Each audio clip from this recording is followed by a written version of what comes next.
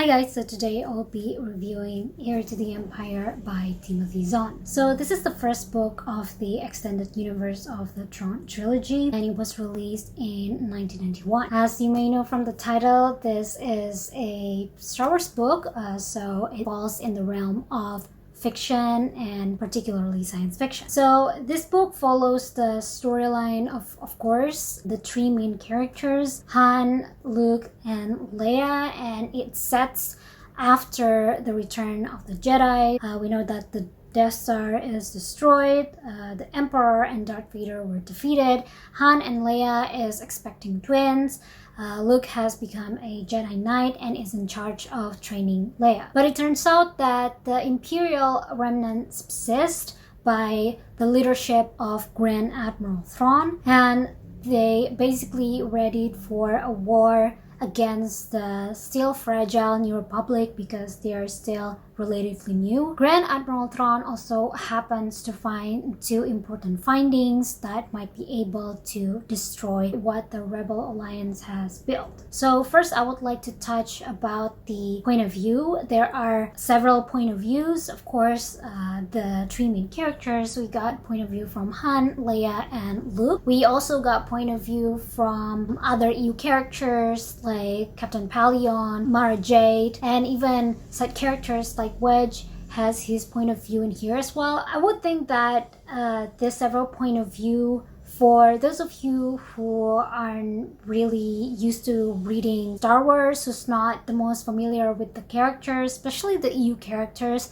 This multiple point of view could get a little bit confusing, but worry not too much because as the story progresses, it gets easier as the characters are very distinct from one another and they really have their differing voices. Now about the writing style of the book, Timothy Zahn was really great at writing smart character because Timothy Zahn was able to write in a way that is subtle and it echoes the way of that really smart character things. So there are many dialogues in this book that are really appropriate to the characters. For example, Han's dialogue are really believable. When I'm reading this, I could really hear Harrison Ford's voice with Han's dialogue. So I think that also touched a bit on how Timothy Zahn was able to grasp each of the characterization of the trio. So in a way, it's like watching Star Wars episode 7 that we were robbed. In a way, reading this book is like watching a movie. It's a very natural progression of the storyline from episode 4, 5, 6 because the characters' reasons and way of thinking is also explored very in detail in the exposition. Even though the writing style is a strong point regarding this book, I would say that the pacing is a little off. So the beginning portion was a little bit slow. It lingers too much on a certain part, but I don't think that was a fatal mistake because, as I've mentioned, this book is written several point of views. I do think writing this book in that way makes this book a little bit more dynamic, especially the beginning part where there's not that much thing that happened. So the pacing in the middle section also has a bit of a problem as well. There's a sequence where a character is basically stuck literally out of nowhere, and then it kind of lingers. Nothing also really happens until that characters meet another very interesting character and that the book finally picks up. There's also a element of romance in this book, not that much, but there are certainly two characters getting together, and this book also provides the origin of how the two people meet with each other. Would say that in here these two characters has a really great banter, could really feel the tension between the two of them. A little bit of tropey as well because it is an enemies to lovers sub-romance plot, but what is really commendable in here is that that trope is not used in a way that is too far. So enemies to lovers kind of romance, especially when it's subplot, it could be a bit too toxic where like one person dynamic is very dominant and the other basically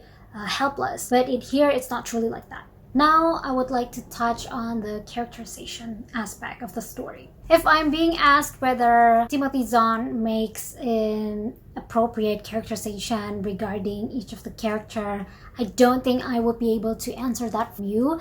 But from here, Timothy Zahn definitely has his own idea in where the characters are going after the events of the original trilogy. So for example, characters like Han and Leia, they are very subdued in here, and especially that happens to Han Solo. There's multiple lines of him saying that I've gone respectable now, I'm not going to do something that I've basically did in my whole life. But at the same time, the story also provides in my opinion, a really good reason why he's gone that way. So whether or not if you think that the direction of Han's character makes sense, I would say that still the book provides at least an adequate reason why he acts that way. With Leia, she is a little bit more sidelined in the story. So if you're looking for a storyline that has Leia heavy on it, I don't think you will find it on here. I don't remember what happens that much in the second and the third trilogy. I'm also planning to read it and maybe reviewing it as well. Just my theory is that Leia will probably get a bit more involved in the next story. As when the story progresses, of course, the political side of the story will increase, and so that character like Leia is totally needed. Now, about Luke. Luke's characterization is really believable. It matches really well with how he acts during the original trilogy. And this mainly shown by how he adheres to what his previous master said and about how he reacts to other characters. So the continuation of Luke's characterization is really good, as he still has that idealistic point of view regarding the world, like what happens in episode 4, but at the same time he also has his maturity that is shown during episode 6. Okay, now talk about the it boy, basically Grand Admiral Thrawn. So aside from the trio, of course, we're going to have our opposition in this book, which is Grand Admiral Thrawn. He is a great villain, a really well-written character in my opinion. He is very calculated, and I think it's also a strong point of the book of how it shows the characterization of Thrawn, how calculated he is, not just from dialogue, not just from discussion about, his subordinates saying that Thrawn is scary, Thrawn is really smart, but through his action, how Thrawn was able to decode the enemy's weakness or even strength through their art. And Thrawn is definitely a great addition of Star Wars villain, especially that he doesn't need the element of the Force in order to be menacing or scary. He just needs to have his brain. So Thrawn, he doesn't have the biggest ego, he doesn't have the loudest voice, but he does have the sharpest mind. People compared Grand Admiral Thrawn and Grand Moff Tarkin a lot, especially because they're both higher ups, they're both non-Force user, but I do think that they're very, very different. Grand Admiral Thrawn is a very stoic character.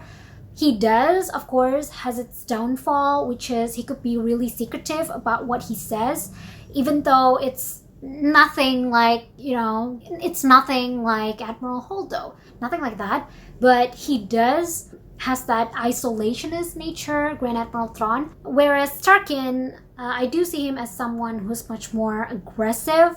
Tarkin still raises his voice to his underlings. It's very different from Thrawn, who is basically very cold and very detached. So just like a very, very basic example, Tarkin, he will take others' work for himself, whether that's not really a Thrawn's move.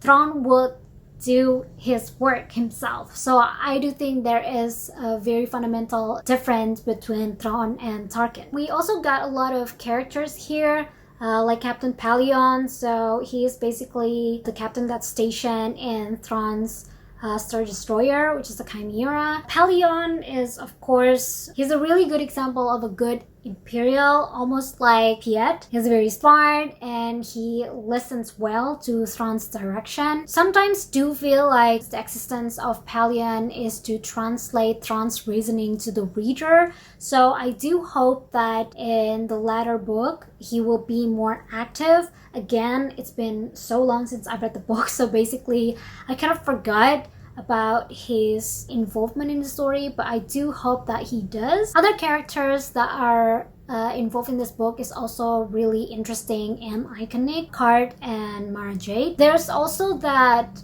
nice parallel between Card and Grand Admiral Thrawn, how they are someone that relies heavily on their brains and how able they are to use the information that's available to them. Mara's characterization is also really good, especially for an introductory story. Her motivation is solidly defined in here. Regarding the question, do I think that this book should be the sequel trilogy?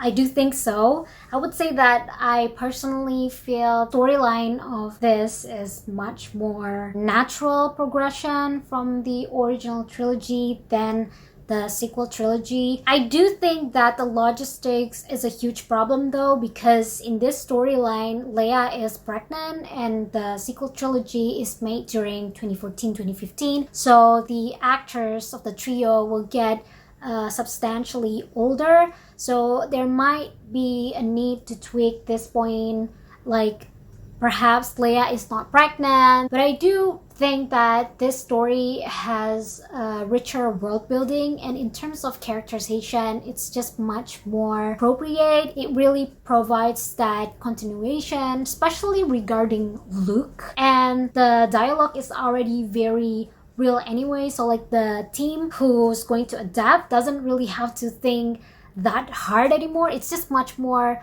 efficient if they do, but they didn't. So I mean, we gotta work with what we have. Don't get me wrong, there are a lot of elements from the sequel trilogy that I do enjoy, but this storyline just hits different. Especially that they have a very real, a very solid villain that could really raise up the stake concerning the story. All in all, I would like to rate this book 4 out of 5 stars. I really enjoyed reading this book. Instead of giving it a 5 star, I give it a 4 star because of my problem regarding how the middle section could linger a little bit too much. I had to kind of stop reading it, and then after that I have to kind of like push myself in order to just get through that lingering portion. But after that, the story picks up. Overall, really enjoyed reading this book. I feel like I'm reading a movie script because the characters are very believable, and I even found one of my, if not my favorite Star Wars character of all time. This book is definitely recommended to those who are looking for science fiction books that has a really good characterization,